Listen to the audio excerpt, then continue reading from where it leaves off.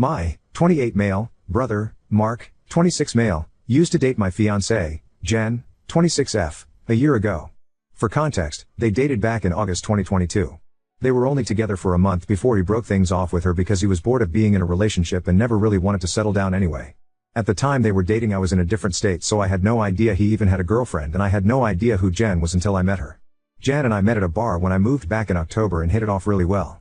She was easily the most beautiful and intelligent woman I ever met, and we met up a few times more before we made it official. Fast forward to December and I finally bring her up to my family and propose them meeting her at Christmas. They knew I was in a relationship, but I'm not the most open about my personal life, so I kept details about her to a minimum until I knew how serious we really were. My parents asked to see pictures and they started passing my phone around the dinner table. Mark saw it and blew up, calling me a shit brother for dating his ex-girlfriend, and he demanded I break it off with her. I refused. When I asked Jen about it, she confirmed they dated and gave me the details about their breakup. It took a few weeks, but eventually Mark stopped bringing up me dating his ex and I thought he was over it. On Jen's birthday this year, I took her out to a fancy dinner with both of our families and her closest friends, and I asked her to marry me.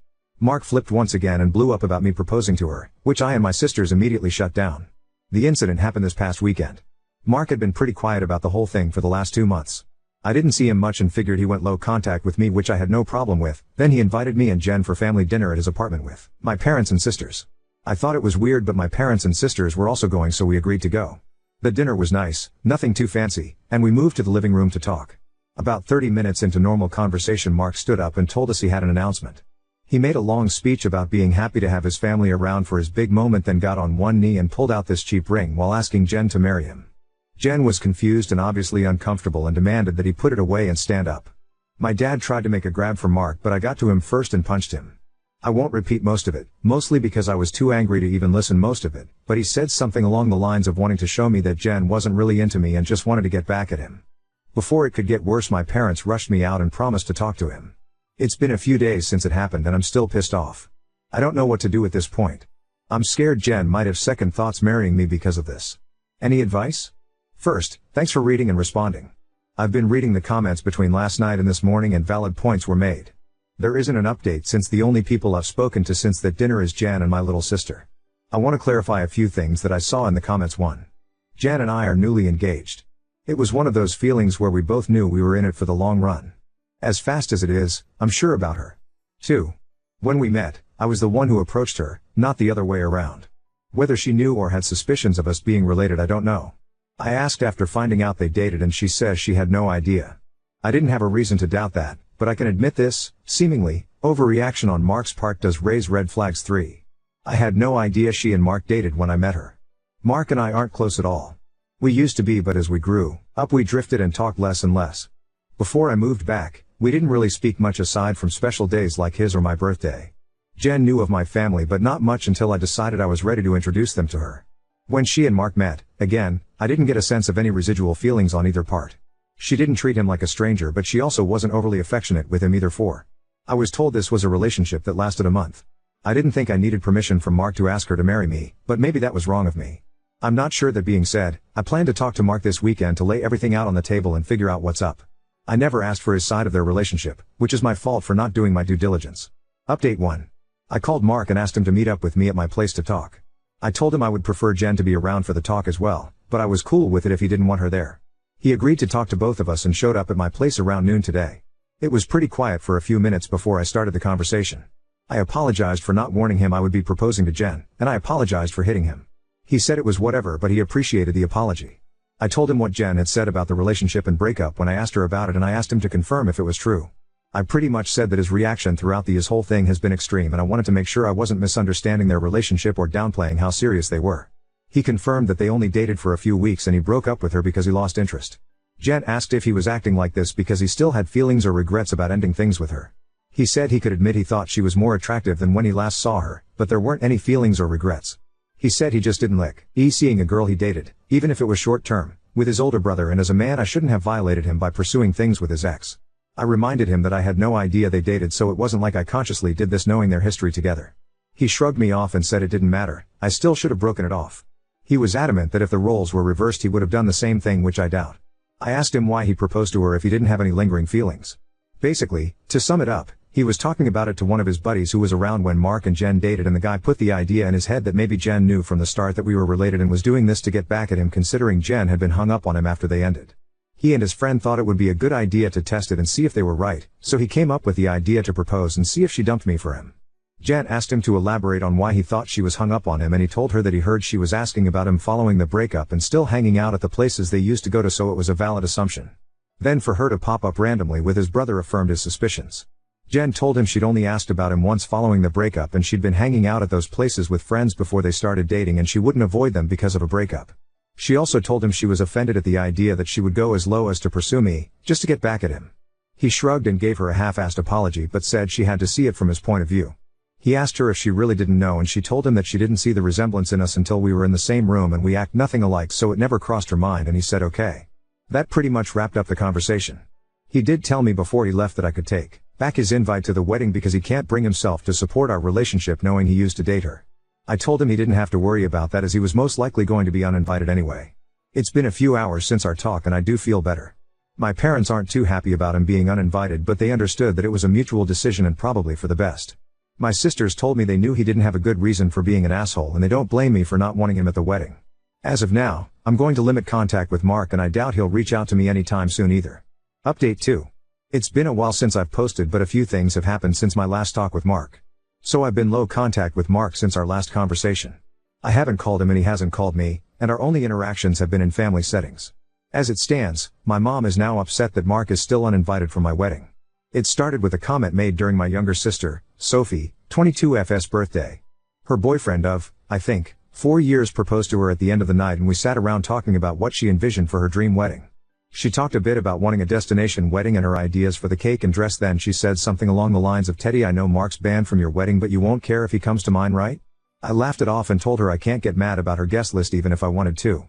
My mom gave me this weird look and asked if Mark was still not invited to my wedding. I told her yes, and she got irritated. She told me she thought I was joking and said I was being unreasonable to go through with banning him from the wedding since he's family. She accused me of holding a grudge just to be petty. I reminded her that he and I agreed on him not coming.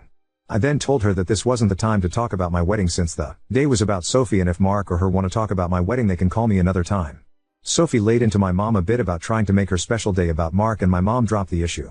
For those of you who might be wondering, Mark wasn't at Sophie's party because he apparently had to work and couldn't make it. A few days later, my mom stopped by my house and said she wanted to discuss my wedding. She asked me why I was so adamant about Mark not coming to my wedding. She said that I shouldn't be so insecure about Mark and Jen's previous relationship and that uninviting him was a step too far. I told her that Mark and I mutually agreed on him not coming to the wedding, and he can come to me about it himself if he has a problem with it. We got into an argument and she said that if I wasn't going to re-invite Mark then she would not be coming either because I'm ostracizing her son. I shrugged and told her if that's what she wants then she can toss her invite in the trash because I won't beg her to be there. She asked me if I would really be okay with her not attending, and I told her it wouldn't be the first time she missed an event of mine because of Mark. She said I was being an off for throwing her past mistakes in her face, and she stormed out. I then started getting messages and phone calls from her and a few family members about the whole situation, saying I was in the wrong and urging me to invite Mark just to keep the peace. Jen's also been getting messages from my mom asking her to talk to me and get me to change my mind, but to my knowledge she hasn't been responding. So far, most of my mom's side of the family are standing in solidarity with her and not attending, while my dad and his side of the family, which is only my aunt and uncle and their 2 kids, agree with me and are still coming. My sisters are also still coming to the wedding, and of course Jen's family too. Also, I talked to Mark about it and asked him if he had a problem with not having an invite. He said he uninvited himself in the first place and he doesn't get why they're making a big deal because he still doesn't want to go. He told me to leave him out of the fighting because he's not involved, and he says he'd tell her the same. As of now, I'm back to being low contact with my mom, but my dad and I are still on decent terms. I'm still deciding on whether I'll re-invite my mom and her family, should they change their mind about the boycott, but the chances are low, and I told my dad this too, which he understands. For now, Jan and I started looking into downsizing the venue since the guest list is significantly smaller. Update 3. Jan made her a plate of food and I asked her if she was still planning on not coming to the wedding. She said that while she wants to, she can't get over me not inviting Mark because of a simple mistake. I reminded her that his simple mistake was proposing to my fiancée with me sitting less than 3 feet away from him, and she said it was just a joke. Jan asked her why she wanted to talk if she was maintaining the same stance on Mark coming to the wedding. She said she wanted to talk to Jen and she was hoping Jen would hear her out and talk me into inviting Mark again. She apparently assumed I was at work and she'd be able to catch her alone. Jen politely told her that she understood her thought process, but she wouldn't have had that conversation anyway without me present since this is about my brother. My mom made a comment somewhere in the lines of Jen being spineless and unable to have a conversation without me thinking for her, which started a pretty heated back and forth between the three of us before Jen told her to get out. She got up and started walking towards the door and my mom followed her, still screaming at her. By this point she's yelling about her tearing our family apart. While Jen was unlocking the front door, my mom grabbed her hair and pulled her to the ground, still screaming. She hit her and tried to claw her face, and I dragged her off of her and threw her outside. She banged on the door for a few minutes while I made sure Jen was okay before she left and called the both of us repeatedly. When I was sure Jen was okay, I texted my mom and told her not to bother reaching out again because we'll never speak to her again. I called my dad and sisters and told them what happened too. My dad was surprised and tried to make excuses, saying she'd been stressed about this whole situation for a while. My sisters say they knew she'd snap eventually since she's always been a crazy bie, and they said they'd come make sure Jen is okay. I asked Jen if she wanted to press charges, but she declined and said she only wanted to cut contact with her for good. I told that part was obvious, but she should still talk to the police since she was physically assaulted, but she doesn't want my mom to get arrested. My sisters and Jen's mom came by to comfort her, thankfully, so she's doing okay. My mom is blocked on everything until Jen says otherwise. I genuinely don't know what to do now. Jen doesn't want to go to the police because she'd feel guilty having her arrested over this, but my sisters and I want to convince her to, and I'd at least want documentation in case something happens in the future. Update 4. Jen and I have read the comments together and everything is appreciated. To answer the most common question about why I chose to reconnect after everything, the short answer is because I would do anything for my sisters. Charlotte wanted the entire family around and for the birth of her first child and to help her while she adjusts. She didn't want part-time aunts and uncles who would only visit her kid during birthdays and holidays. She was never the type to ask for much of anything growing up, so when she asked if I would be willing to try for her, I agreed because it would make her happy. I also think part of me hoped that maybe they'd changed. I don't regret trying to reconcile either.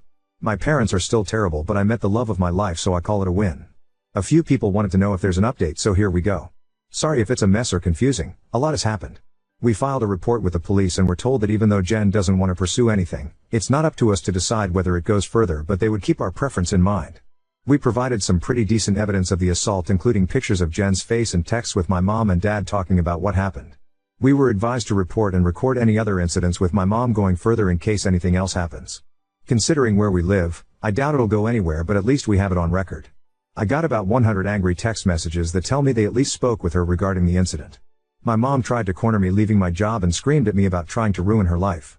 She kept screaming that I was an awful son for trying to get her arrested over a small misunderstanding, and she didn't understand what she'd done to deserve being punished like this.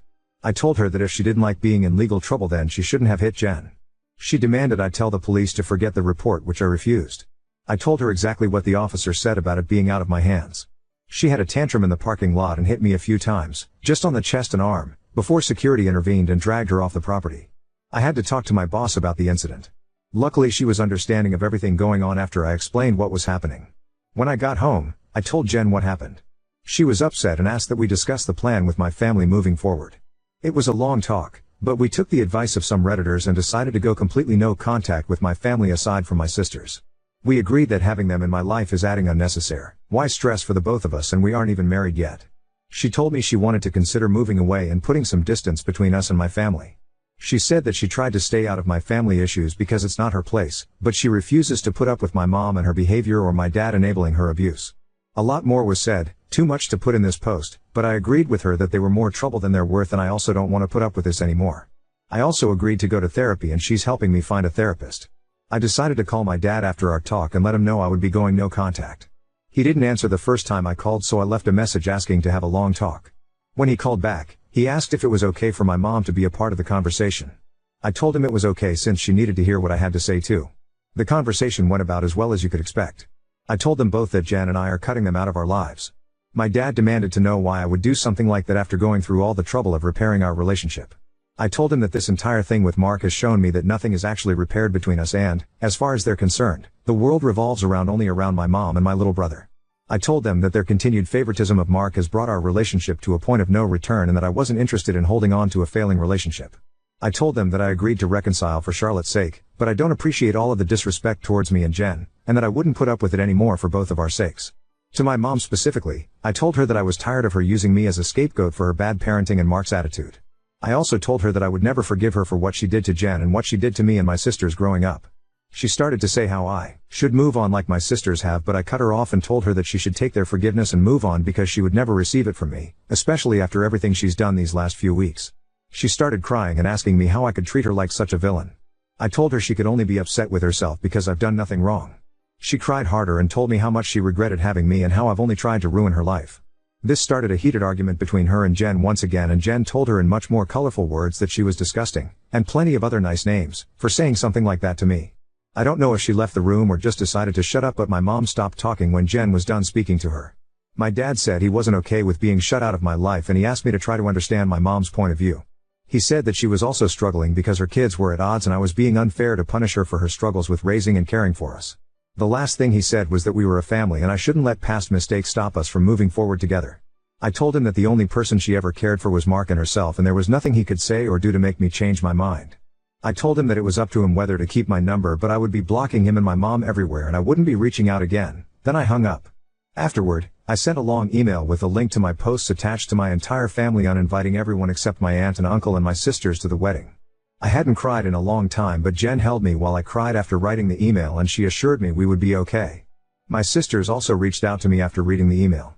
I apologized to Charlotte for not being able to continue reconciling like she wanted, but she told me it was okay and it's not my fault I had to tee them off again. The response from my family has been pretty mixed. Some are angry I aired out family issues on a public internet forum, while others are pissed at my parents because they never knew it was this bad. The last person I talked to about everything was Mark. He asked if I was cutting him off too, and I told him I wasn't, but I wouldn't be going out of my way to reach out to him either. He didn't argue and just wished me the best with the wedding, and we haven't spoken since. Right now, Jan and I are looking for a new place to stay. The plan is to move closer to Jen's brother. He lives about 3 hours from where we are now, and Jen and I like the city he's in. I spoke to my boss about transferring, and Jen is looking into the option of working 100% remotely or possibly finding a new job. And once again our venue's changed. Since the guest list is significantly smaller, Mifpul is considering letting us use his lake house for our wedding. I don't plan to post any more about this unless the sky falls, at least not until the wedding, because I want to move on with life, but I'll try to answer any questions some of you might have. Update 5. I have a wife and a newborn daughter now. Smile. We found out Jen was pregnant around the time of my last post, so that pretty much kicked us into overdrive as far as moving away and starting fresh in a new place.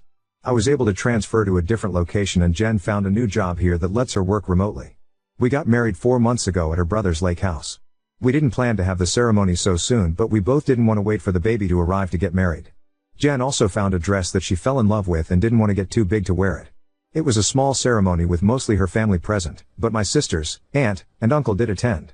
I know some people probably wanted to hear about a huge blowout at my wedding, but it was easily one of the best days of my life. My daughter was Beau, RN early last month. She's beautiful, happy, and healthy. Jen's also doing okay.